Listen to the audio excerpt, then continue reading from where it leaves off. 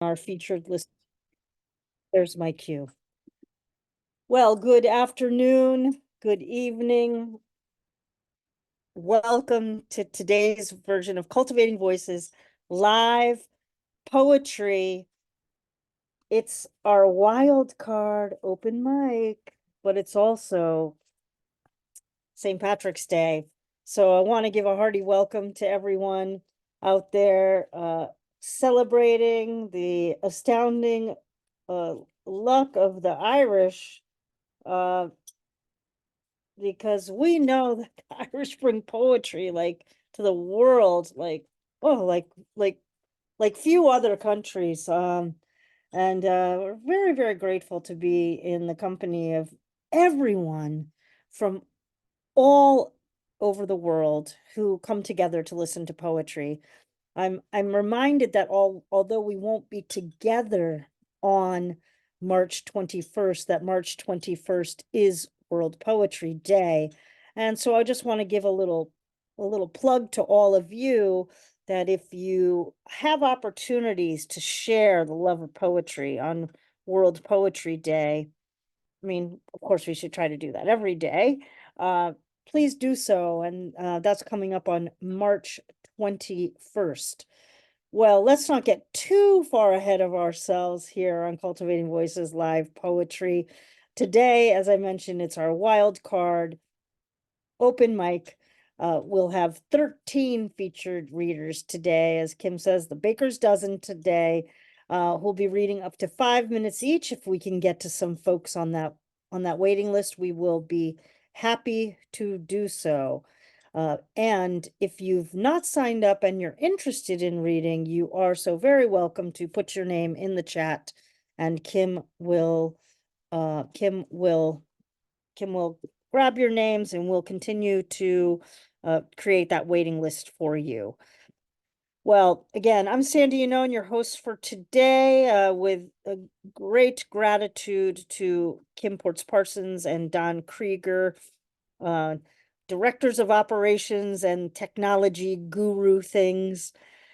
We are here to share the poetry and a little bit about Cultivating Voices live poetry for those of you who may be in the Zoom room for the first time with us in our Zoom poetry studio, or for those of you who are watching live on Facebook. We are an international, intergenerational, intersectional poetry group. We started in March 2020. So while we won't be together, our 4th anniversary is coming up on March 29th. Will be our 4th year.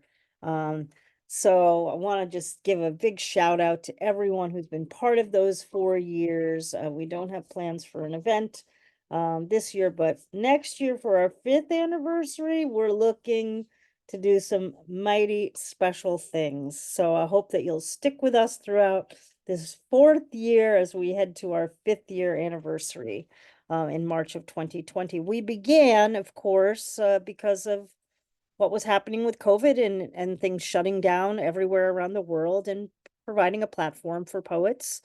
And we've just kept chugging along, the little engine that could and did and continues to do so. And that's really thanks to the dedication, as I keep mentioning, of Kim Ports-Parsons, Don Krieger, and of course to all of you who continue to come into the Zoom poetry studio when you're able, who watch us live on Facebook, or and who watch our recordings on YouTube and Facebook after the fact. We have hundreds and hundreds of viewers that watch every single week. So we're very dedicated and grateful to your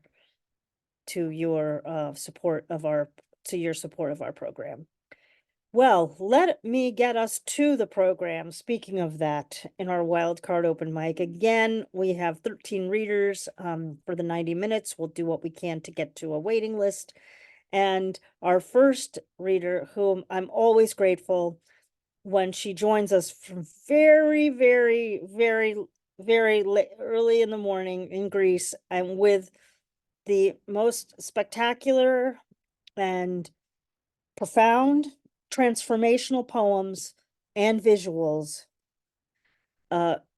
She is unrivaled, really. I've never seen anything like what Alexandra Psaropoulou does on the landscape that is poetry around the world, and I'm always grateful to be able to listen, experience, and dive in with her to one of her astounding creations from the Flying series. I'm assuming we will see one today.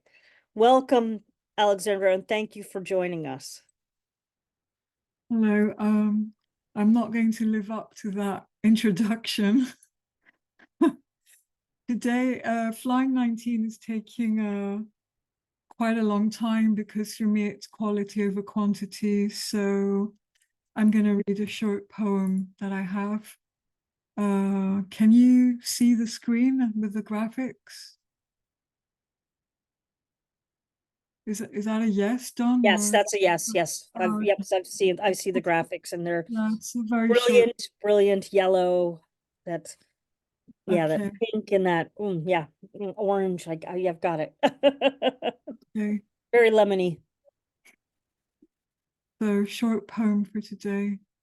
How could I let him grow old alone, the man who cared for me? Whoops, at the beginning. How could I let him grow old alone? Sitting in his garden, picking lemons and oranges, staring at the hollow sunset. How could I let him grow old alone, watching television, covered by a blanket on the couch, no female curves beside? How could I let him grow old alone, the man who wounded me heartlessly so many times? How could I let him grow old alone, the man who cared for me heartfully so many times? How could I? Sorry that I missed the beginning there. Wow, beautiful. Thank you so much. That's Alexandra Psaropoulou. I want to remind you folks that when she is sharing from her Flying series, these visual scapes of poetry take easily over 3 months to create, between the poem and the visual. So we're always very grateful when she shares a new one with us, and it does take some time. So we look forward to number 19 whenever it is ready. Thank you for being with us today and sharing a poem not from the Flying series, it's great. It's fantastic. Well, we come back to New York, to the Artful Dodger, Harvey Soss. I know that yeah, you've been doing a lot of reading. You've been you're hosting, doing what you do, and um it's what's sad for me is I can't get over there usually. I can't get to one usually, but one of these days I'm gonna make it. But for now, I have the pleasure of hearing your set today. So thank you for joining us. Well, can you hear me, by the way? Yes, you're fine. Try coming down in April 6th. We're having a hybrid reading, I hope, unless all the public libraries close. And it's in a nice room with a large movie screen to accommodate virtuals. And if you can get down there, I mean, I'll be sending out invites when that comes up. Following Alexandra is always difficult, especially since all I have is an Etch-a-Sketch. It just doesn't, I shake it, it's gone. But I'm going to be reading two. One that I scribbled this morning and haven't typed up yet, so who knows. This first one is, well, I was thinking, no one ever really speaks up on behalf of Ron DeSantis and Ted Cruz and their ilk. So I thought I'd write a poem for them. It's called A Politician's Guide to One-Stop Shopping for Thoughts and Prayers. The supply of condolences at most retailers is dangerously low, going fast in the manner of those specials on barely there brassieres at a Victoria's Secret Black Friday sale, practically strapless and wrapped to go.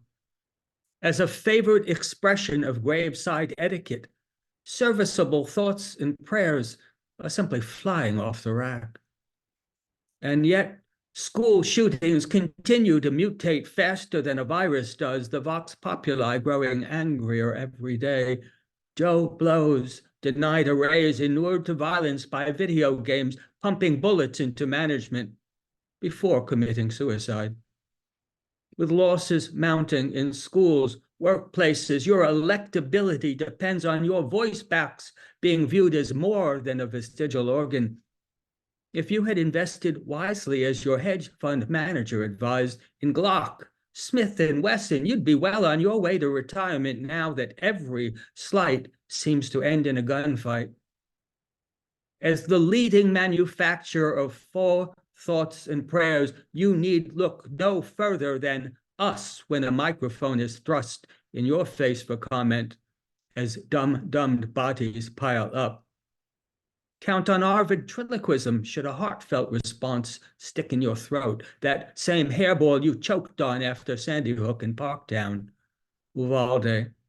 Such killings become a subject much poured over while drizzling syrup on your flapjacks. Not even AI's obituary writers, shortlisted for the Nobel Prize, can keep pace with them. Given the twitchiness of trigger fingers following the Simon Says of historic shootings, it's vital to play the good guys game. We have as much of a vested interest in do-gooding as you do. Thoughts and prayers as essential to your re-election as PACs are. Find yourself on the spot, prayed out, unable to think of a thing to say beyond your defense of the NRA. Our words are there for you. Our shit passed on to you great as any since the Augean stables. You can rely on us to provide your gold rush nuggets of leave-taking insincerity, making you appear more golden than you are. Let our Rapunzels spin your straw man arguments for gun rights into Hallmark cards, watermarked as only the best are by artificial tears. Don't you deserve the opportunity to piggyback on a winning template? Of course you do. And no one is more piggish than we are, except maybe you. Our thoughts and prayers, time-tested chimeras of commiseration, are reusable. Just change a word or two, pray the next inexplicably bloody mess, and no one can doubt their genuineness or yours. This second poem I literally just scribbled in bed, having spoken yesterday to a couple of people from Scotland during a reading, one of whom was living in the Highlands. And basically, well, anyway, so I wrote something called Highlander, if I can read my own printing. Such a sight, it threw me off, knobbly knees under the kilt. Surely when the English saw those tree stumps churning towards them at the Battle of Bannockburn, they would have fled south, their soft, Londonish knees running to hide under some court lady's hoop skirt, dragging their little pizzles with them. Had time stopped then, with kilted kinsmen in the ascendancy, there would have been no need for a referendum to set Scotland free. Knees lumpy as porridge left too long in the pot, a Scotsman's answer to, show me, Englishman, what you've got. Who knows? Well, that is Harvey Soss, everyone. Thank you so much. The Artful Dodger. Look for the series. Harvey always posts on our page. And folks, as we move through the list, just a couple reminders. The chat is live. I always mean to say that here in Zoom. And of course, folks on Facebook are also posting usually that are watching us live there. So please do feel free to put your comments, showing the love and gratitude and support of those sharing their work today. And also, if you feel that it would benefit to be in service to those of us listening today, to have a content notice about your poem, please do feel very welcome to do so. And that's in support of, you know, of all of us, really, if you feel that that might be necessary. And finally, I always want to give a shout out to the folks who just come to listen too. You know, not everybody has the aspiration to be on the open mic every week. So we really appreciate those folks who, you know, who come and listen to the poetry as well. So thank you, everybody. Well, our next poet is David Brydges, and I'm very glad to have you joining us today from up north. And yeah, always curious as to what you're going to comment on any particular day, and grateful for it, Thank you. Welcome. Thank you, Sandy. And I love following Harvey because his political pulse pokes are so poignant. Don't make me say that again, Harvey. I'm not wearing anything green, but I'm actually drinking a cup of matcha tea today, so it's inside me.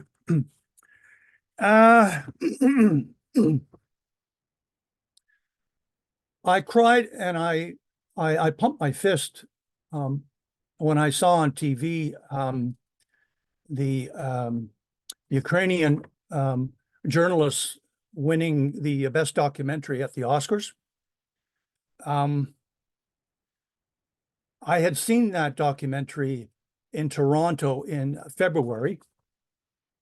It is so shocking, profoundly moving, and the most anti-war film you'll ever see. The director said in his acceptance speech, "I wish I didn't have to do this documentary."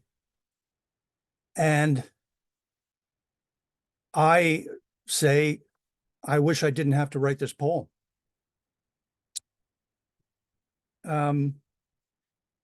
Warnings. There are very graphic war images in this poem, and also my anger. After witnessing the Oscar-winning documentary 20 Days in Mariupol, whoever wins the information war wins the war. Riveting, intoxicatingly real, and a merciless masterpiece. All international media have left except an Associate Press team of brave Ukrainian photojournalists who document atrocities in a cinematic storming of the heart. Citizens, medics, and soldiers share sordid frontline stories. Collectively traumatized by the truth, we living in the peaceful city of Toronto are transported to the brutal battleground streets of Mariupol, where civic securities are being slaughtered. Visual language graphically shows this magnitude of madness. With savage vividness, we are stunned in a theater of horrors. Repulsed, a lumpy wave of sorrow carries cruelty's raw spiritual sewage into my enraged heart. A 16-year-old boy's football game was shelled and his legs were blown off. On the floor, a bloody running shoe and a piece of his leg. My son, the father cries over the red-stained white sheet covering his lifeless, mangled body. Journalists are taken to the basement where dead bodies are piled up. The doctor says, war is like an X-ray. You see everything inside. Some good people get better. Some bad people get worse. Missiles relentlessly hit apartment blocks. Some woman on her balcony is rushed by ambulance. Doctors sleeping in the hospital, working around the clock, remove a foot-long piece of shrapnel from her back.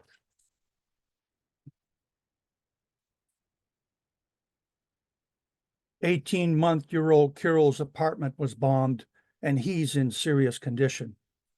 His mother implores the tear-eyed doctor, "You couldn't save him?" Weeping over the little corpse, she opens the cloth bundle to kiss his head for the last time, and then closes the covering. The toy shop owner chases out looters. She screams at one youth who kicks a child's soccer ball back into her empty store. Another has a cart with electronics from the mall. Lawlessness has its own complicated rules of immorality. The only maternity ward in the hospital is bombed. As the wounded are being evacuated, journalists arrive. One woman on a stretcher is holding her bulging belly. Her pelvis is crushed, and she dies along with her unborn child.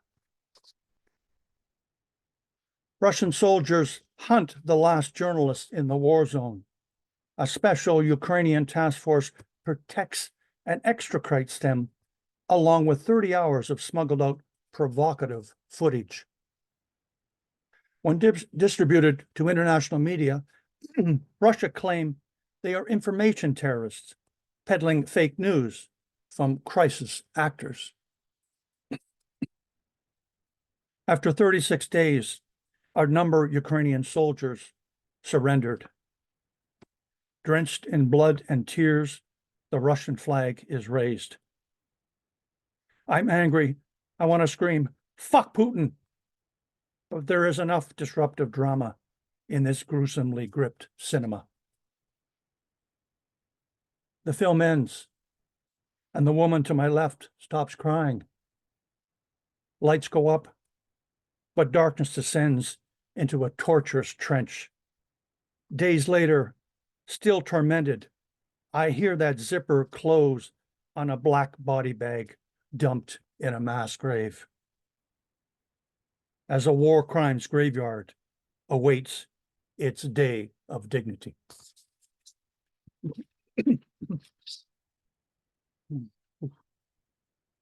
Oh. That is one powerful poem from David Brydges. Thank you so, so much, David. Thank you.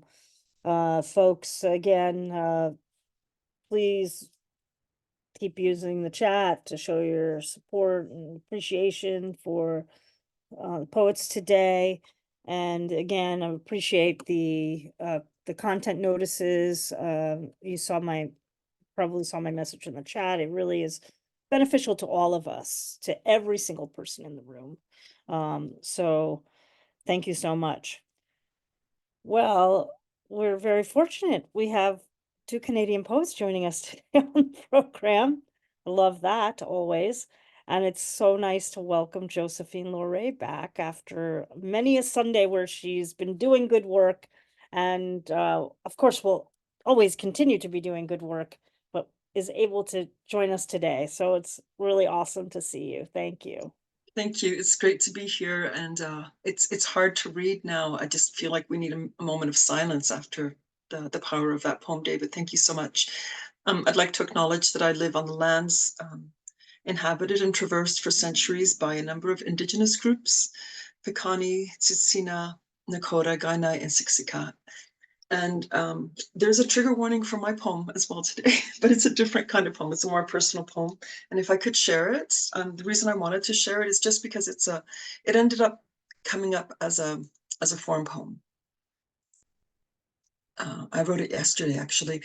And the prompt was Ocean Vuong, who wrote a collection. He's a Vietnamese-born American poet who wrote a collection called On Earth We're Briefly Gorgeous.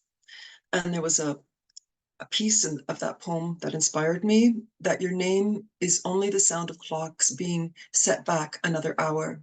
So my poem is called Briefly Gorgeous.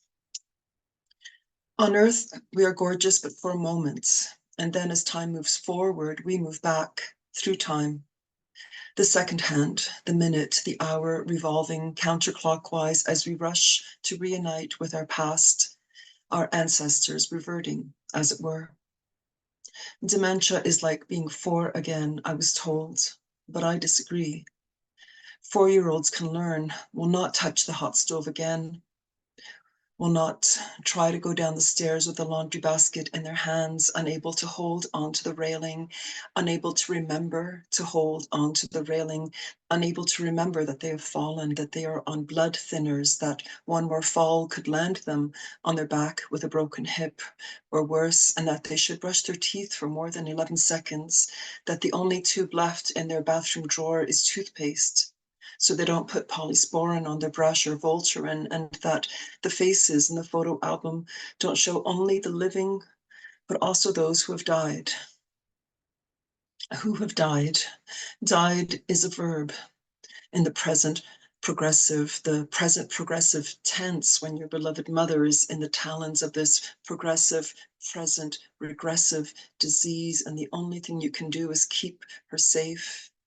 Keep her safe and love her, and let her know you love her, and keep her safe even at night when she wakes up to go pee, and you squeeze your eyes shut, heart clenched, and you hope she makes it back to bed without falling, for it was only a year ago, only a year, that your father fell, and you weren't there, but he fell, and then the brain bleed, and then he died. So you start to breathe again, shallowly at first, when you hear her get back into her bed and hear her talk in that high-pitched, wordless voice she saves for nights. She saves for talking to her dead. Thank you.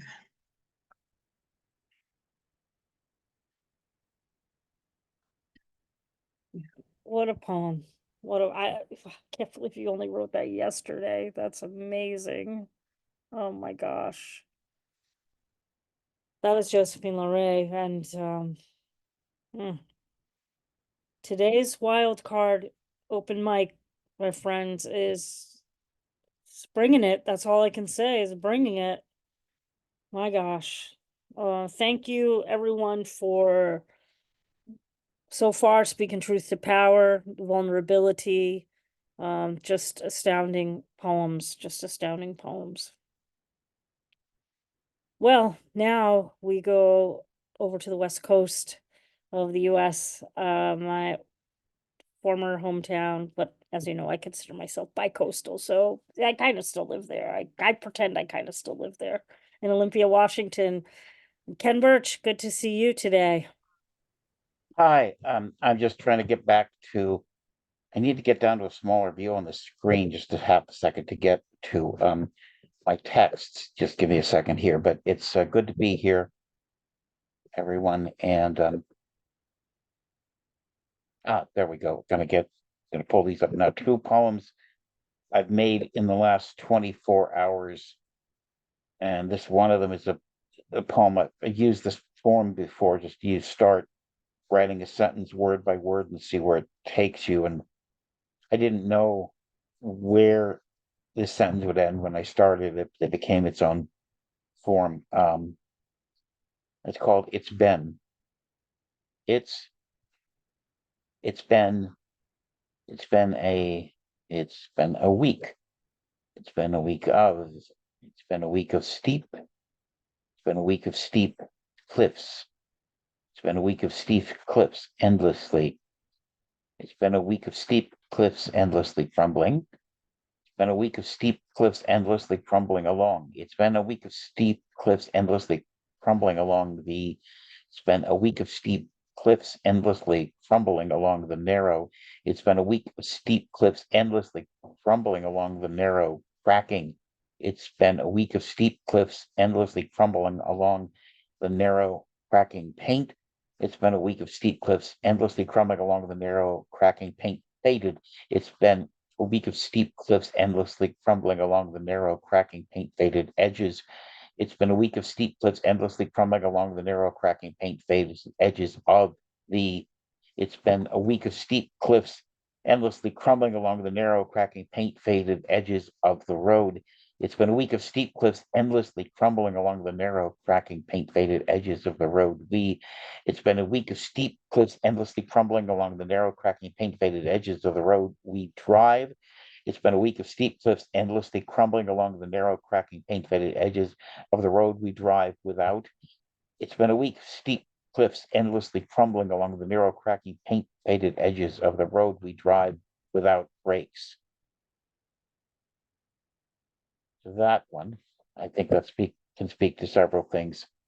And I'll conclude with 3 poems written after the following events in the Israel-Gaza war.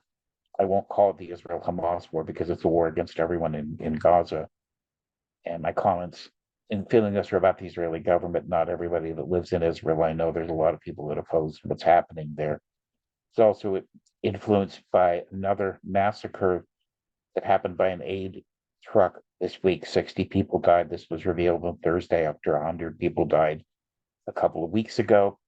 And having gone to the Rachel Corrie commemoration here in Olympia today, I'll just assume most people here who know who Rachel was, and she was an Olympia hero of the justice struggle. And it was 21 years ago yesterday that she was killed, being crushed by an IDF D9 cat trying to protect a pharmacist's home in the town of Rafah, which is about to be invaded again. So 3 haiku form poems on this. The aid trucks all stopped. People rushed forward for food. Each step was their last. They were told to go down the strip, due north to south, implied. Then they died. Rachel meets them then, still in Rafah. Her ghost cries, "This cannot go on." Thank you. Thank you so much, Ken Burch. I really appreciate you bringing, bringing the gathering for Rachel into the room here today. I attended many of them while I lived in Olympia, and I have a poem about Rachel dedicated to Rachel in the Glass Studio. That's based on the day that day in March 16th of 2003. So thank you so much, Ken. And I also want to just say I love when you do that poem that like just carries us with each word and builds momentum.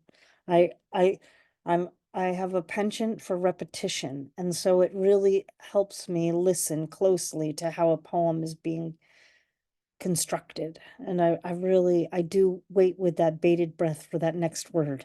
So thank you so much. Thank you, everyone. Thank you.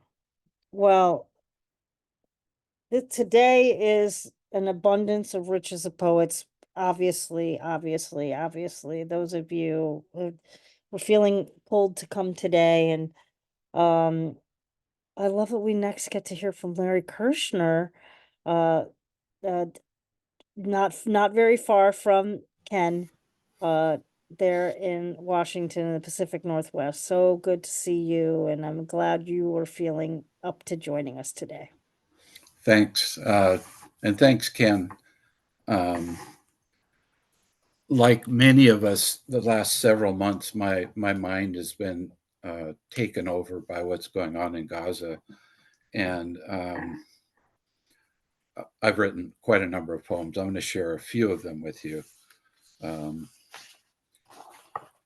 This bitter smoke of Auschwitz drifts over Gaza tonight.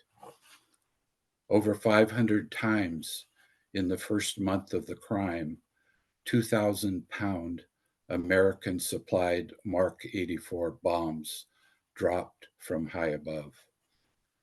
Created an overpressure effect over 200 pounds per square inch.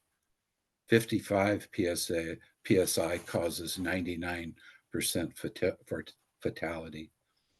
Blasting the people and the atmosphere outward, followed by a powerful inflow to fill the vacuum created. 25,000 bodies spread from the river to the sea, shredded, covered by the gray and white falling rubble, a grave marker made of their home. Body bits, red and pink, small pieces of small skulls with strands of fine black hair. 7 miles per hour wind scatters fine concrete powder over the world's largest open air prison under clear skies.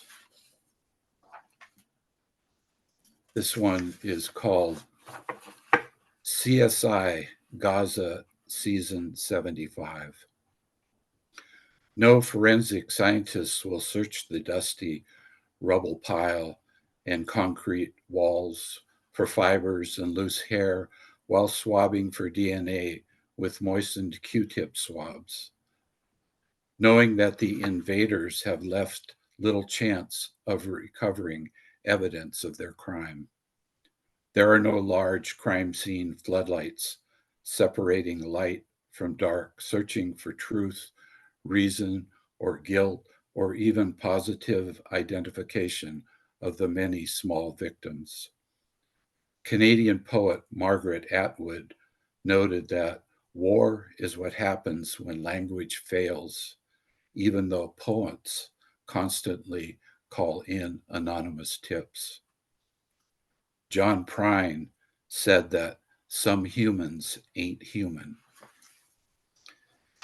And I belong to the Veterans for Peace chapter that's centered in Olympia, where Ken is, and it's the Rachel Corrie chapter.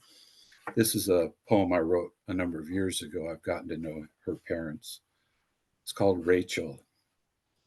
In this rubble of war in Rafah, we continue to live with you. Clipping mint into steaming white teacups, we remember your smile. We remember the sweet lemon of your laugh as our children play in the dusty highway. We remember your heart.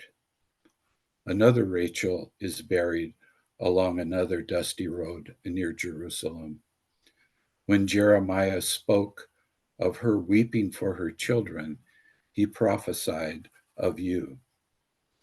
Each lamb sacrificed for a wedding feast or funeral strengthens those to come. Our God said that with all of our sacrifices, we must offer salt. We remember the salt of your tears. Ibnati, Rachel, daughter, you still live in our house. And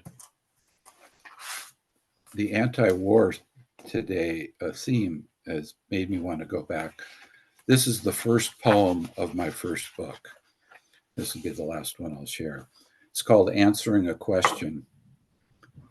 The first man I killed was small and hidden in tall grass. Being a killer forever changes you. Even if you learn to be kind and considerate and civilized, that part of you is always there, hiding down inside, awaiting a chance. A normal person does not want to kill and will avoid it at all cost. The military won't allow you to remain normal. It doesn't matter if you think you are smart enough not to get caught up in their lies. They will change you. Don't be sucked into the biggest myth and lie that killing and dying for your country is somehow heroic. Really be all that you can be. Thank you.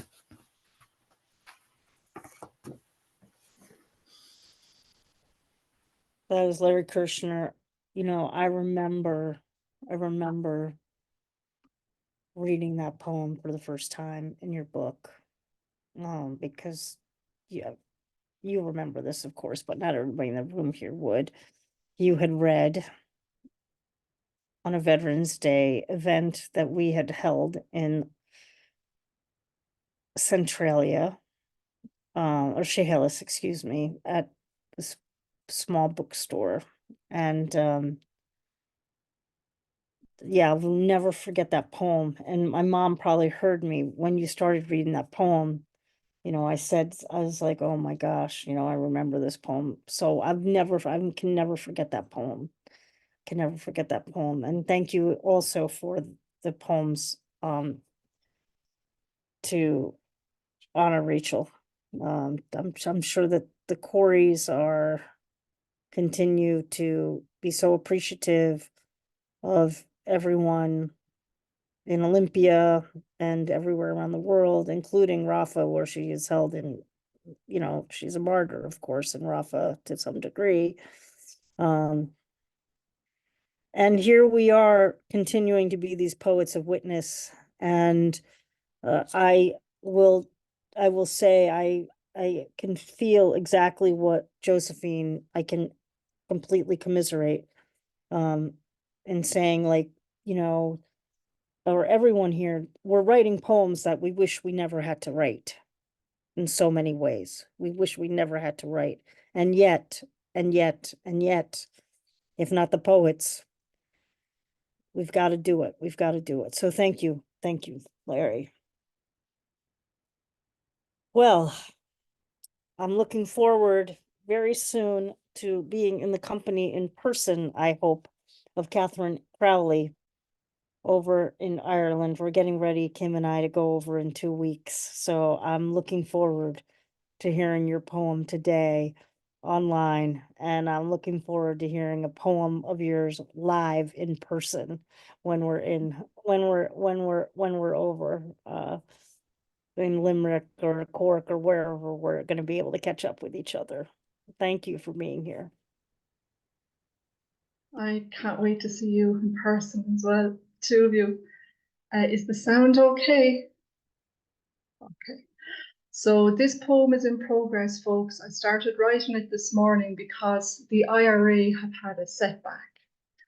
Not that IRA on Paddy's Day. I'm talking about the International Rights Advocacy Group, who are Washington-based human rights solicitors, or lawyers, as you would call them in the States. So this in progress is called Battery. And it goes on from a connection I made with a man called Terry Collinsworth about 7 years ago, and unfortunately not much has changed. Battery. Your life would be flat without me. The battery empty. I am CO227, brought to you by a 6-year-old who picks through dirt with little fingers, toddler-sized body aching like a donkey's back. Your life would be flat without me. The battery empty. Look at that TV campaign. A new phone, it's awesome, improved with filthy green energy assurance. From the global north and Belgium, can you trace the slave trade back? Europe and Rwanda, partnering for minerals. Microsoft and Tesla, despicable in greed, absolved by a court, an alarum of language. A monster lives in a poison apple, emerges now to feed. The boy never smiles at me. Children here do not know glee. He struggles to scavenge in dust. Dead sister, mother jaded. Men go down to the mines. Consumers bury them there. Cobalt in the Congo, where kids never play. Trying to sleep while hungry. 40,000 children. Kleptocratic governments and electric fucking cars, $1 trillion scramble, China on a pillage, and every Western policy perpetuates the harm. I know that you're hooked on me. Blue gold, I'm a cobalt sea. Thank you for listening. This one, because it's Paddy's Day, which I don't really celebrate, but I'm obviously aware of. Most of the country is on the piss. I'm at home happy with the poets. So this one is in Irish, and I developed it into a song a few years ago. It's short, so I'll read it for you as Gaeilge in Irish and then I'll translate it. Diagwit Mustorin an bhfuil tú go maith, Arish tá mé ag smaoineamh leat. An bhfuil tú in ann uachtar a áil, ag siúl go maul ar an trá. Tásúla gom, tásúla gom. Go minic le linn an lei fecim suas ag lord sa spéir. Tá an míad cosúil le réaltaí, tá tú an seo I mo chrí, solas sa dúrchas I gcónaí. So to translate it into English, indirectly, of course, you can't really 100%, but Dígwit my story no Multukuma is hello, my love or my beloved. Are you well? Reach Tommy Sween of Lat. Again, I am thinking of you. An Multu an Uktar oil, Exul Gamal an Tra. Are you able to seek peace? Exul Gamal walking slowly by the sea. Gomininic Lilin an lei, often at the end of the day, fecin suas ag lurg sa spare. I look up and search the sky. Toimid gosul le realty. We are very much like the stars, as stars. Tatu and shot in Mokri, you are here now in my heart. Solace Sadurchas Igoni, a light in the darkness always. And that's all from me this evening. Thanks everyone. And well done on the 4 years. I can't believe it's 4 years. Can't wait to see you soon, folks. That was Kathryn Crowley. We're so very looking forward to being in everyone's company in Ireland and for this upcoming month of April, which is also Poetry Month in Ireland as well as in the United States and in Canada and in other countries around the world. So we're looking forward to a big celebration. And even amidst that celebration, through poetry, you know, the world's a very heavy place, and we're really experiencing that today with the poetry that you all are channeling today. It's really interesting how your collective consciousness is combining today in the poetry. I'm very very moved by it. And it's quite astounding to witness each of you coming on poet after poet with what you feel compelled to share, and again wish you really didn't have to write. So thank you for I'll also want to say thank you, Kathryn. We always love it when poets bring their home language to the program, so it is very welcome. And so those of you who are fluent in multiple languages, just a very quick reminder to that you're always welcome to bring poems in your home languages and other languages. And I love listening to a poem that I don't speak the language of, because it does allow me to listen in a deeper way and to hear the music and to hear the music of that poetry. Whether I even receive a translation or not, I'm happy just to hear the poem in the home language, to be honest, because I like to listen. So thank you. So again, just a reminder to all of you language wizards out there, don't forget, you'd always be welcome in that regard. Well, we move next to Guy Chambers. I'm so excited to welcome you to the program today. And thanks for what you will share. Yeah, thank you very much, Sandy. Yeah, this first poem I called 10 years ago is mostly about progress, how things get left behind. It used to be a big progressive thing. Now it's just kind of left in the dark sort of thing like that. So I called this one 10 years ago. Train stranded 10 years ago at the station. The station, cracked windows, curtains half closed. Unpunched tickets lay on the shelf. an old English hat dangling on the hat rack. Footprints eroded the rugged wooden dusty platform. A jagged bench is where the yesteryear stories being told. Suitcases astray, baggage carts deprived. Wind-blown papers scatter in the corners. Single light stand tall, long, staring down the track. The green lights burnt out, but still waiting for the thundering, rumbling echoes of the tracks. Cablegram asleep on the down power lines. A letterman's bike, frayed flat tires decaying in the ditch.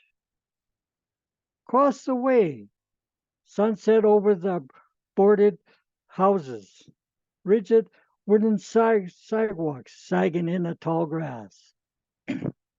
Streets weathered and moss growing. A gray old horse grazing in a patchy old field. Old schoolyard, voiceless. Playgrounds eroded. Strings to rusted, to wave in the wind. The church left behind, holding the green gunny sacks. Wooden crosses rest on the hillside, abandoned, flowers dried to the bone. The west rooted away. The evening settled, the road in the pocket, here to and here on to. Okay, my next one is just something like back in, or just one like some of those people's like back in the dirty 30s and that were like, it was a rough time for them, trying to find jobs and everything else. So this one I call boxcar. Settlers in the boxcar, till to the railroad ties, wheels to the steel, echoes those before. In a railroad car, a grandpa smoking a cigar and playing a guitar. A church mouse out at the elbows, eroded, railroaded, exiled in his smile. It's been like that for a while. Ground down to the town, 1 nickel, 1 dime at a time. To him, it's just fine. Sky eyes, so tough, rough enough, scars. That's what they are. See it as it is. Tell it straight up on the guitar strings, for that's his thing. Tongue songs, singing so long. Hope others don't have to live this life. Just a ghost to the eyesight. Songs playing in his head. He rides the rail to the railhead, and that's where he'd be his final homestead. Thank you.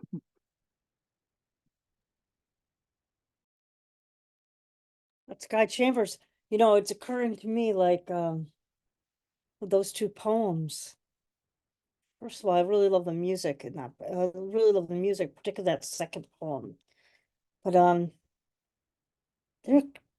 I'm sure it's been done, but there really needs to be an anthology about poems set on trains or about trains. And there's so many things that would evoke, like through history, use of trains. Like, so it can be very heavy, but it could be, but I'd like a travel log also. Like it would be, I think, a really, really rich anthology. So if anybody out there has a train conductor or anybody in your family or, used to be a porter or anything, maybe you're the person that should do an anthology about trains. I'm just putting that out there. Thank you so much, Guy. Fantastic. Well, we are going over to New York, just next state over from me now, and Patricia Carragon, Brownstone Poetry.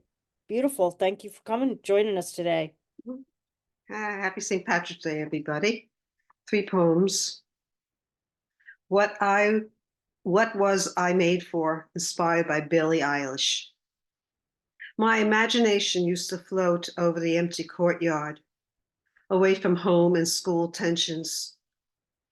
But reality crushed childish fantasies.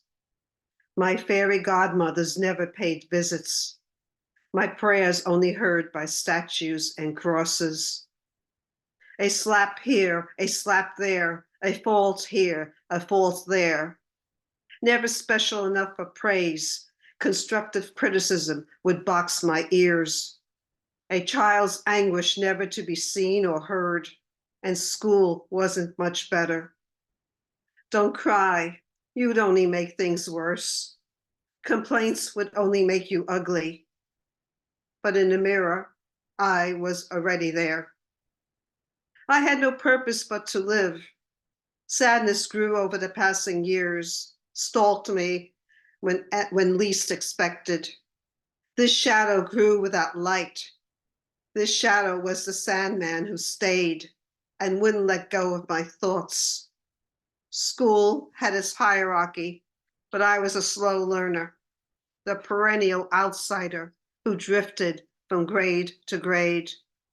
Unprepared, I graduated into adult shoes, became a cliche, rose through the ranks in the 9-to-5 world. My anxiety wore business attire. My self-worth plucked like feathers. I had no purpose but to accept this bad script of which I couldn't edit. Sadness grew over the passing years, stalked me when least expected. This shadow grew without light. This shadow was the Sandman who stayed and wouldn't let go of my thoughts and body. The Sandman became my lover. I surrendered to sadness and in return, learned to be happy. Sorry, my mouth is dry. Not an easy poem to read. It's a little personal. Okay, the next two poems are for Irish Day, St. Patrick's Day. This one is Feel So Different for Sinead O'Connor. I feel so different from the child who sits alone, but she is not alone. I am by her side, but she can't see me, hear me, feel my hand on her shoulder, but she will be all right. I can't hug her, dry her tears, fight those demons who mock her. I can't tell her not to worry about the harsh years ahead, and that wounds will reopen unannounced at night, but she will be all right. I feel so different now, but I am learning to remember her, care for her, live for her, honor her, love her, because I am still her, and I will be all right. I'm going to end on a happy note here. St. Patty's Day cat coo. Green shamrocks replace calico spots.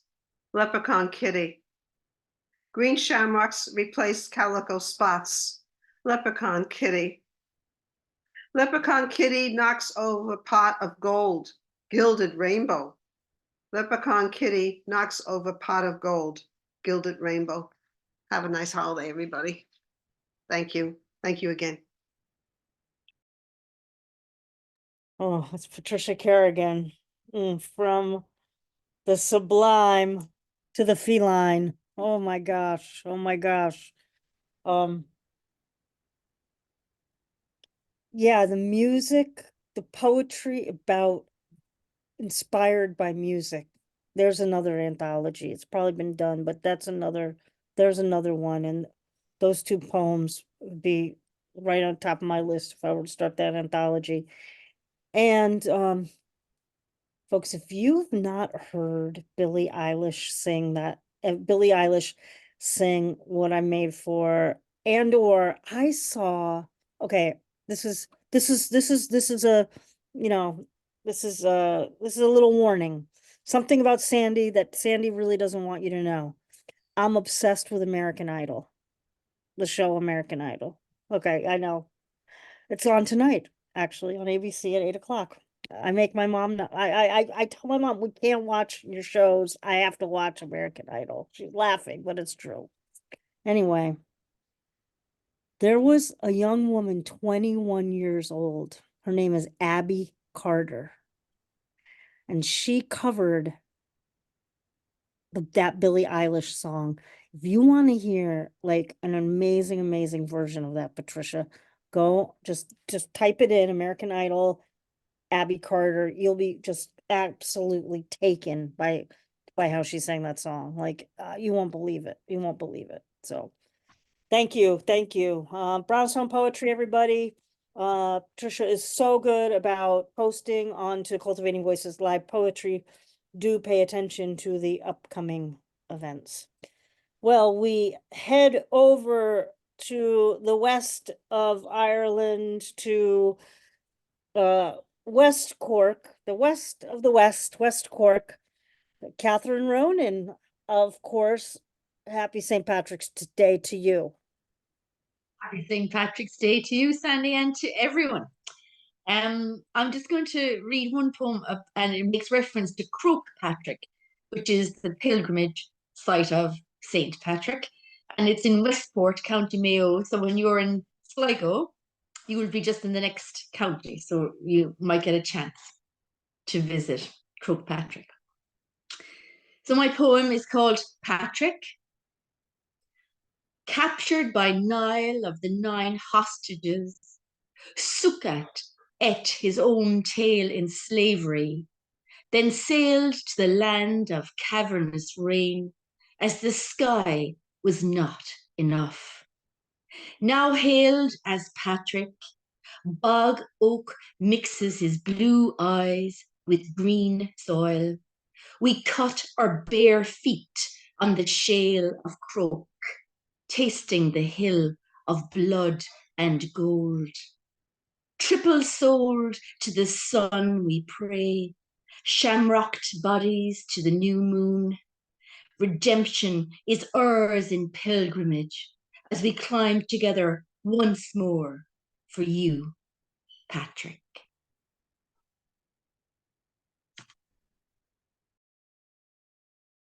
Well, that is Kathryn Ronan, the authentic invocation for this St. Patrick's Day. And yes, I do hope that we do get over to County Mayo, because we are going to Sligo. So we'll see what we can do. Well, next, again, I can't tell you all, abundance of riches today. Wow, the poetry divine was smiling on us for this reading today to bring this constellation of poets together, and including none other than Gary Copeland Lilley. Good to see you, my friend. See you. Good to see you, Sandy. I feel like I'm in the good company of poets today. I mean, really, I really do. It's just like it's very inspiring to be with y'all. It truly is. I'm gonna my first I had to say this too first before I start. Josephine, that history written by victors, truth written by poets. That quote, I wrote that down. I'm gonna have to keep that right there for me. I'm gonna start. My first poem is "The Unwoke Won't See Why I'm Claustrophobic." Within the blood of every descendant of a stolen African, there is a horrid memory of a Middle Passage beginning at the African shoreline, across the ocean, and into America's seaport slave markets. And now it is often manifested unknowingly as a claustrophobia they may not even recognize that they suffer from. They had lived for months shackled to each other on the makeshift shells in the ship's disease-infested hole, in the shit and piss that seep that seep down to the next and the next and the next.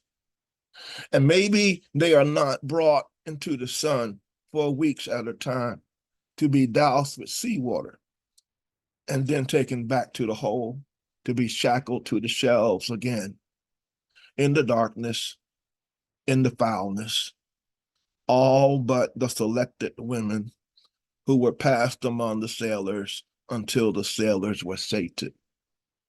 This happened over and over, the dispassionate restraints over and under, binding them until sometimes a whole chain of the Negroes will leap into the sea and drown.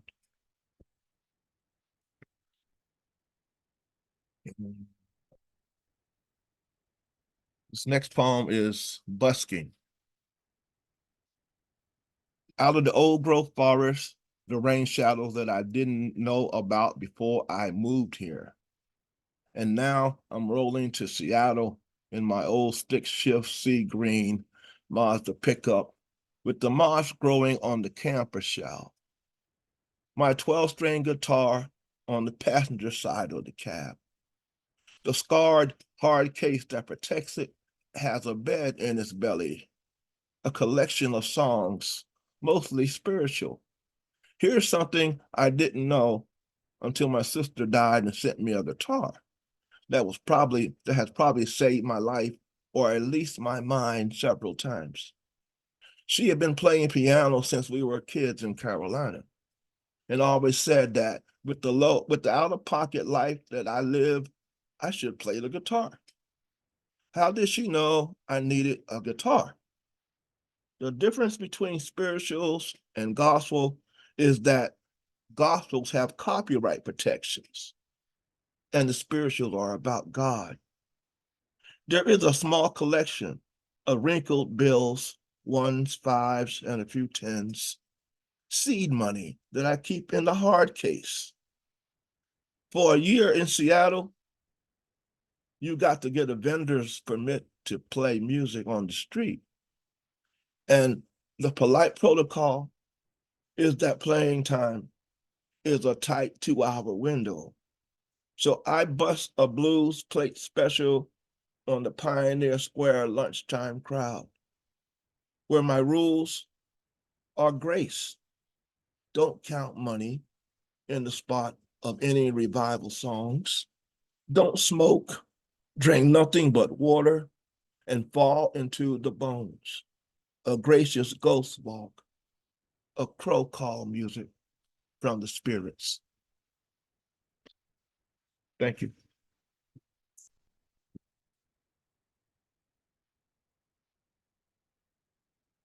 Oh man, I wish I heard you sing Pioneer Square. I wish I'd have the smarts to get my you know what up there and listen to you sing on the street. Oh my gosh.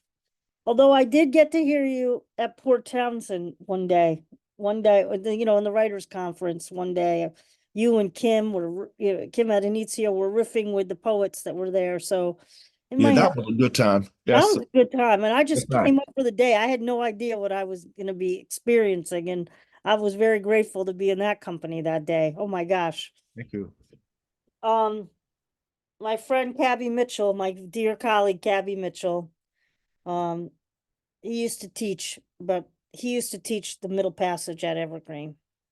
And he was principal ballet dancer at Pacific Northwest Ballet. There's a lot I could say, but thank you, Gary. Everybody, we could go to any one of your poetry readings, anytime we could get to one of them and just be astounded. But to collectively have all of you in a room together and us getting to hear your voices, the power of that today is so palpable to me. I really am barely able to stay in my chair. Wow. It's just been, and my mom too. Like, we're just incredible reading today. Well, 2 more features before we get to our wait list, and we go just down the coastline to the Bay Area. Karen Poppy. Hello, good to see you. Hi, everyone.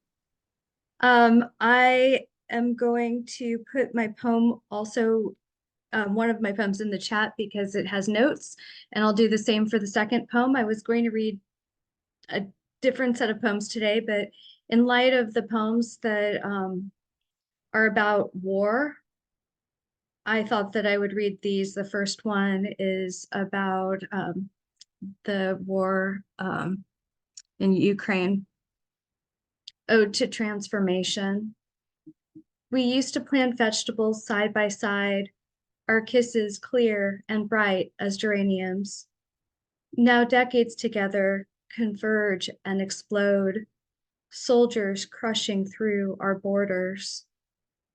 In early March, frost and scattered snow, I turn dirt alone, bury you in our garden. A short winter rest, spring will come with flawless fire, transformation. Your fine limbs I will always love in every flowering iteration.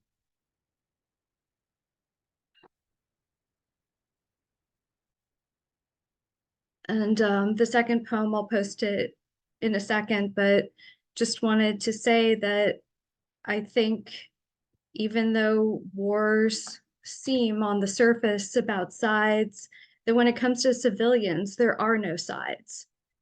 All civilians are in the same situation. And so to see, especially with the war right now that involves Hamas and Israel and is targeting civilians on every quote unquote side, we're seeing a lot of anti-Muslim sentiment and also anti-Semitism. And it's just very, very painful to me, and I think to so many. So let's just remember as poets to be global citizens of literature and to speak out against all conflicts and for all civilians. So here's my other poem. Oops. Let me, I'm trying to get it up. Thanks for your patience. And if I can't, I'll post it in the comments after. No, it says it's too long. I'll do it after. I don't want to delay anything. But this one is about the war that's still ongoing in Yemen, but I wrote this back in 2018. Hanani. He walks hesitantly, though pushed, driven, the desert of his exile. Hanani, here I am, on his head are every sin. The scapegoat, like God, is everywhere, omnipresent, even in our fast, even in his dying animal thirst. Hanani Hyani Miamas, here I am, poor in deeds. Our cantor sings, we still atone through another, our voices dry. Cantor, shofar, ancient goat silent and alone. Sound and silence cross through time, a reverberating civil war. Sound and silence, Hanani. I walk hesitantly, like that goat, through our transgressions, sound on my head, silently. I want voice to fill me. I think of every war zone. I think of the times that I have said nothing. Thousands die in sound and silence of civil war. I have said nothing. The news speaks in its black ink like hoof prints soon swept by immortal desert, bleached to white bone. Yemen in civil war, thousands killed, far away, and look what they've done to the Jews. Less than 100 remain in Yemen, those few nearing extinction. hunted and murdered, driven out in exile, like living scapegoat, herded to survival. Now in Israel, America, the diaspora, less than 100 Jews remain in Yemen. I think of that number again, of thousands, millions against whom civil war does not discriminate. Wounded, killed, civilians. Hanani, but how can I speak for them? Those few Jews, those millions of civilians. The rebel of humanity since Solomon kissed Sheba, his inner garden luxurious and sun-washed. Wisdom comes from within. I let another speak for me, but I learn my own wisdom. Mine dark in silence of congregation, the singular voice begging atonement, knowing a child bleeds, knowing a mother starves, knowing disease swarms over crumbling walls, bombards, knowing every war is our war, every child our child, every mother our mother. Here I am within the singular voice, not singular. Here I am, Hineni, the shofar that sounds today, Yom Kippur. Here I am, Hineni, every silence, every sound, every war. Here I am, the scapegoat, the singer, the loud blasted shofar. Not only ram's horn, but yes, the shofar of the Yemeni. Kudu antelope horn, this shofar shakes the heart with terrifying beauty. Luminous as Solomon's kiss, the time from which the Yemeni Jews may possibly trace their origin. Here I am, Hineni. We are broken pottery, silence, and strident sound. We are alchemy of a changing life. Our words, our deeds, O God, for all of us, have mercy.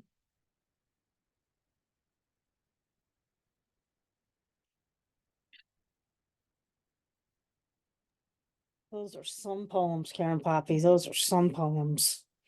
And again, I know that, you wish you didn't have to write them. I know. I mean, that's my mantra today, or that's what I keep saying. My gosh, poetry today. Well, our last featured poet for the day. It's our wild card open mic. This has been really been doing this for 4 years. We've been through a lot of things on this program together. And this has been one of the most powerful and poignant open mics to date. We will end the featured readers today with Lesley Traynor joining us from over in Scotland. Great to have you with the program, and I was so glad to be able to join. Kim and I were able to join in with the Ships group this past week. What a group they are. So powerful, aren't they? Wonderful poetry that evening, and it was lovely to see both of you there as well.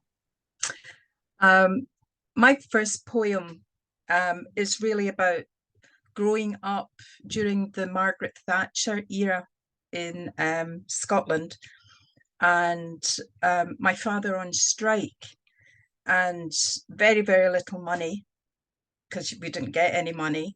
And at one point actually had to wear my mother's shoes to school. So the first one is called Strike. My mother dares not argue his stubborn stance. Her locked lips, a vault to hold screams, questions of how life has ticked from warmth to cold. Stiff with shame, she delivers the lie of a full belly onto our plates. An egg for protein, bread to fill.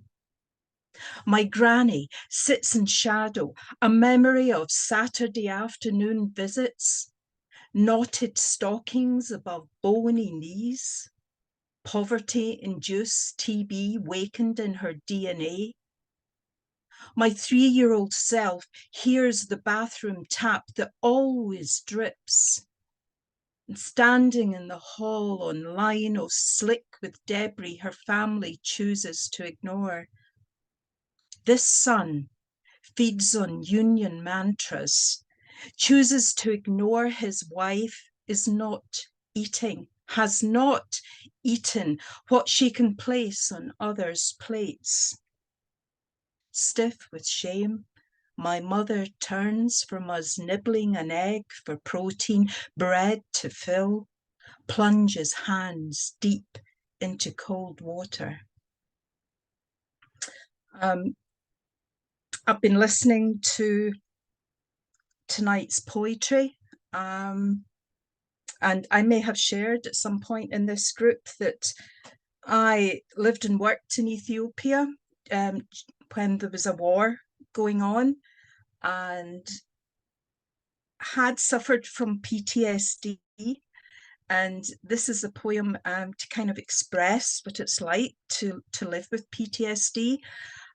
For years, I couldn't have carpets in my home because I still believed that I would have to hide people underneath the floorboards. So this is called You Should Not Know. Forgive me, my body holds trauma. It chooses to tread wood, not wool, knows a space beneath, a crawl space protects. Forgive me if my eyes do not connect, instead scan and escape, but know when I sit on the chair behind the door, this will gain time when they arrive. You should not know these things. It is I who hides between gashes and rocks, spine scorched by stone, holding heat at midnight. Wait for who will arrive first. Lion, the men with rifles. And my last poem, on the outskirts of the capital, Addis Ababa, there was hyenas, and they used to feed hyenas. I think they still do. But at the height of the war, the President Mengistu would feed his enemies to the hyenas. So this is called An Unattending of Ravens. Hyenas slip through the edge of the city. Firefly eyes dance in the dark, feed on offerings left by a man in a white shawl who sees it as a blessing, left by soldiers who see it as just. Time edges towards curfew. We sit in a triumph stag, top down, arms tucked in. Inquisitive, they scent our warmth, fresh blood, raise a snout against my hair. Pincer jaws skim an ear, pant fetid, breath greetings. Lights of the compound catch the white shawl. Familiarity times his steps into the pack. The placing of food, his escape from this fight. Ripping and tearing until none exists. Mengistu ordered enemy flesh offered to the pack. The taste remembered between yellow teeth. A memory so sweet it brings them each night to the edge of the city, where my companion turns to me, whispers, hyenas don't laugh in Addis Ababa. Thank you.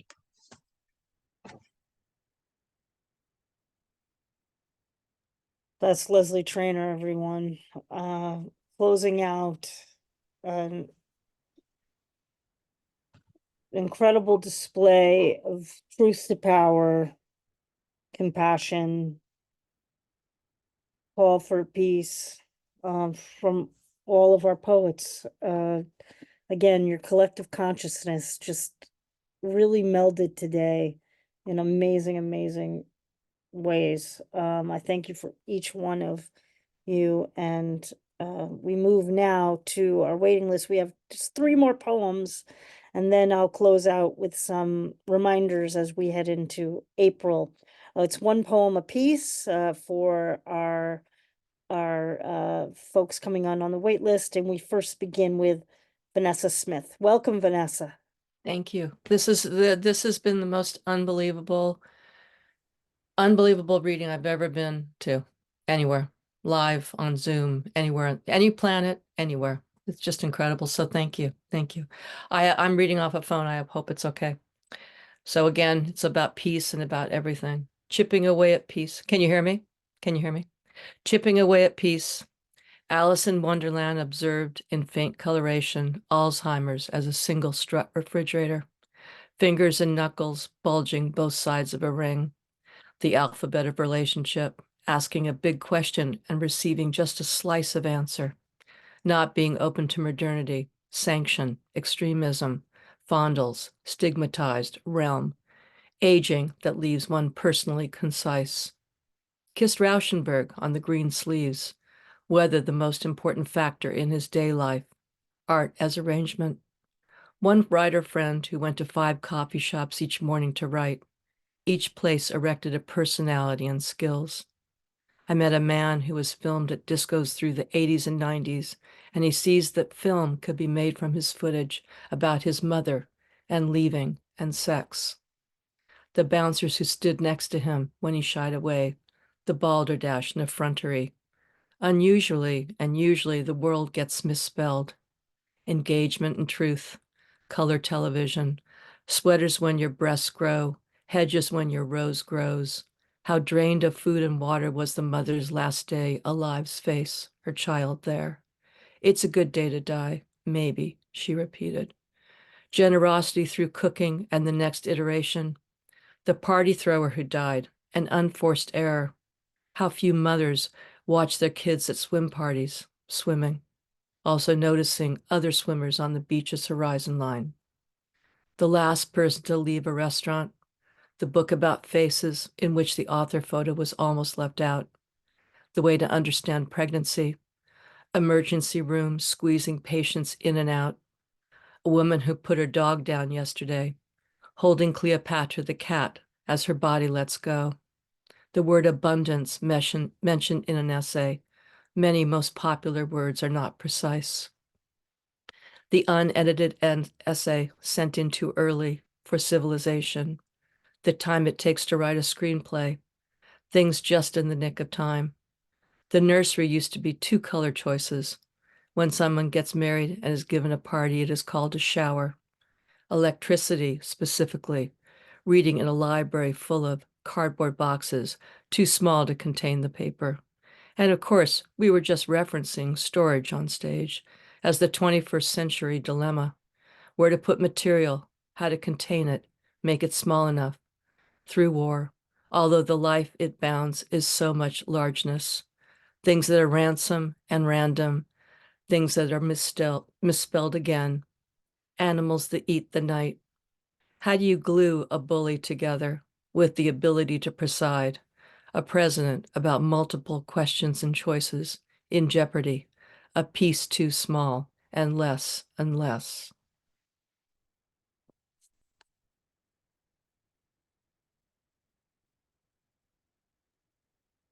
Well, Vanessa Smith, you have done your work today of contributing to, I agree with you, just one of the most astounding readings I've ever been to. We've all in this room been to so many. I mean, I'm thinking about AWP. That was a great night. That was a great night. But like, wow, my gosh, thank you so much. Good to see you. See you soon. Well, before I take my hand at a poem of a book that just fell off my desk, that leapt off the desk, we go to Isaac Cohen.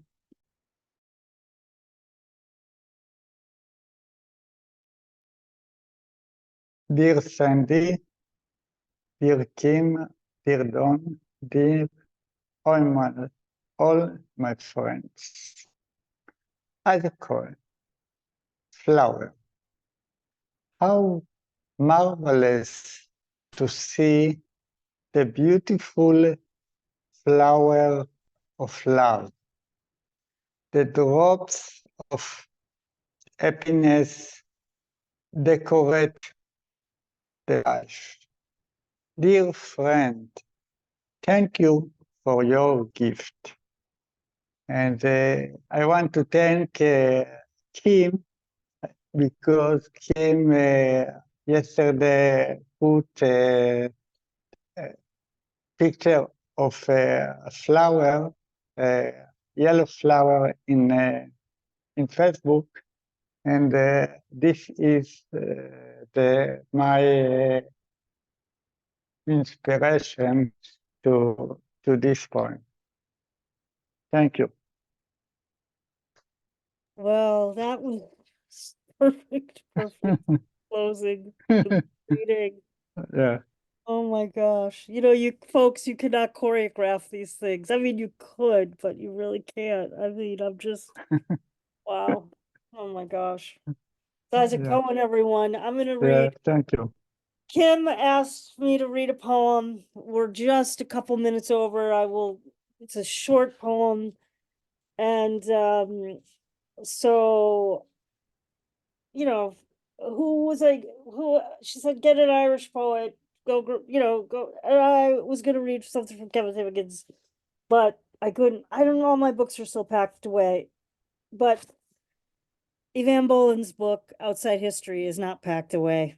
And this seems like a good choice. She seems like a good choice for today here on St. Patrick's Day. Of course, as you all know, Eavan Boland was a professor of English at Stanford University, graduated from Trinity College, was the editor at Poetry Ireland Review, and the list goes on and on and on of what she contributed to not only Irish poetry, but international consciousness around poetry.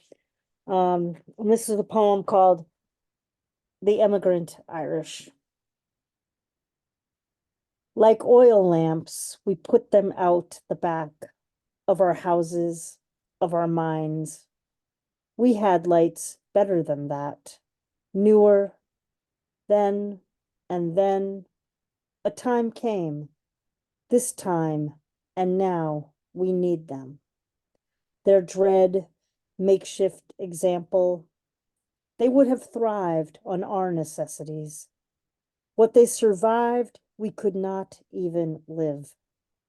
By their lights now, it is time to imagine how they stood there, what they stood with, that their possessions may become our power.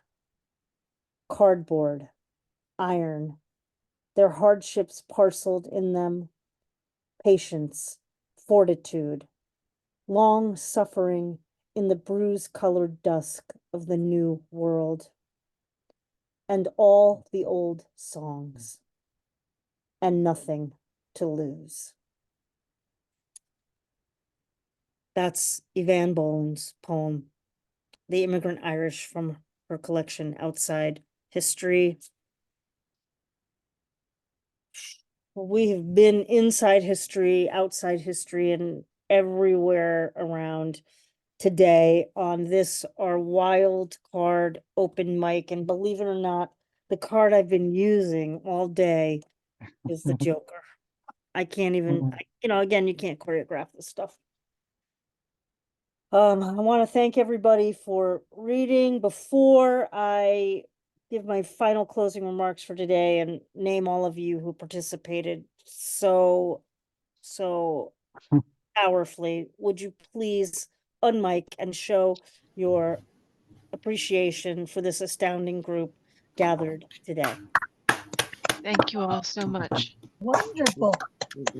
Thank you, everybody. Thank you. Thank you. Wonderful, thank you. Thank you. Thank you. What a garden. What a garden today, Kim. What a garden today. We heard at the top of the hour from Alexandra Psaropoulou, Harvey Soss, David Brydges, Josephine LoRe, Ken Burch, Larry Kerschner, Kathryn Crowley, Guy Chambers, Patricia Carragon, Patricia Carragon, Gary Lilley, Karen Poppy, Lesley Traynor, Vanessa Smith, Isaac Cohen, and yours truly. Kathryn. Okay, no, I said Kathryn. Kathryn Ronan. Kathryn Ronan. My mom is paying deep, deep attention, and my deepest apology. My eye skipped down a line. Thank you. Very good. Okay. My mom might be the new host of Cultivating Voices Live Poetry in the September season. Just letting you know. I might be like Katy Perry and decide I'm going to retire. Katy Perry's leaving American Idol. Okay, that's enough about American Idol. Everybody, thank you so much for joining us today here on Cultivating Voices Live Poetry, our wild card open mic. It closes an incredible, incredible month of poetry that we heard from the top of our Poets Focus of inspiration, of inclusion and inspiration, to the inspiration that were our 4 poets in our new book showcase last week, to this just incredible constellation of poetry today in our wild card open mic. Well, I want to encourage you all to do what you can to be a poet of conscience in the world as we approach World Poetry Day on March 21st. Do what you can, not only that day, but every day using poetry.